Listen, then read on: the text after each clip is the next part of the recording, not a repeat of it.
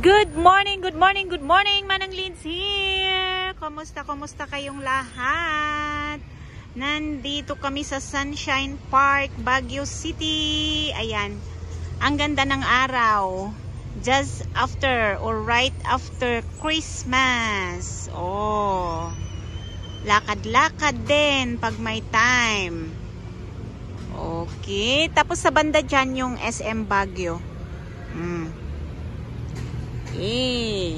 That's the entrance of Sunshine Park, Baguio City. Hinihintay kasi namin yung pinsan ko kasi kukuha siya ng isang booklet ng CAV Online Raffle. Alright. Alam ko may video na akong isa tungkol dun sa sa CAV Online Raffle. Raffle for a cause ito na lahat ng magtitinda may beneficiary.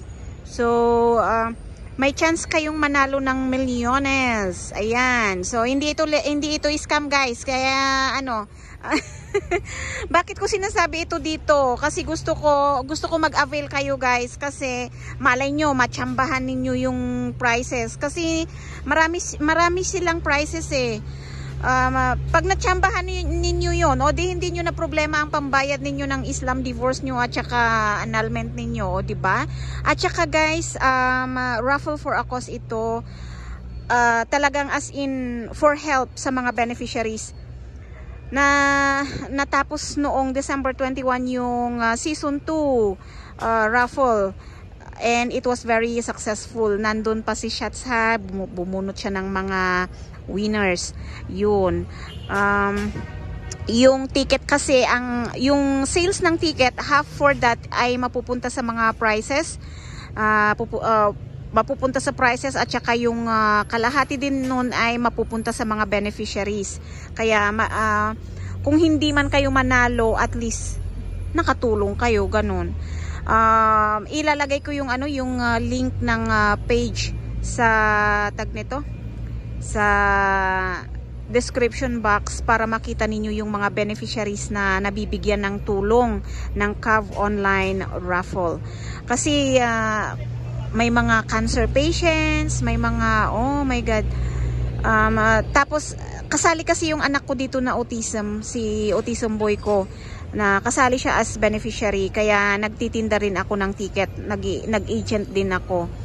And guys, hindi basta-basta ang mag-agent dito.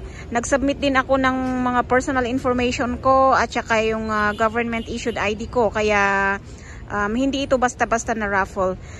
Yes, the same with the Islam divorce and annulment, trust lang talaga, trust ng buyer ang kailangan namin dito. Kaya sabi ko, why not offer sa mga viewers ko rin sa YouTube, kasi syempre ito raffle for a cause naman, at saka ay malay mo ba naman makatsyempo kayo ng prize, o di ba malaking tulong din yun pag nakuha ninyo yung grand prize, o kahit yung mga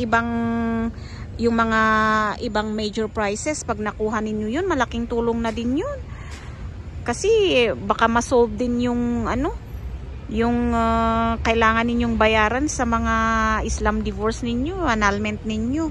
Kaya why not try, guys? Try nyo lang.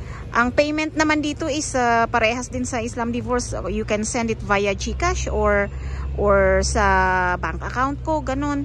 Tapos i-send nyo lang kung anong information yung isusulat ko sa ticket. Ako na bahalang magsulat. Yun, guys. Thank you so much once again. Babush! Merry Christmas!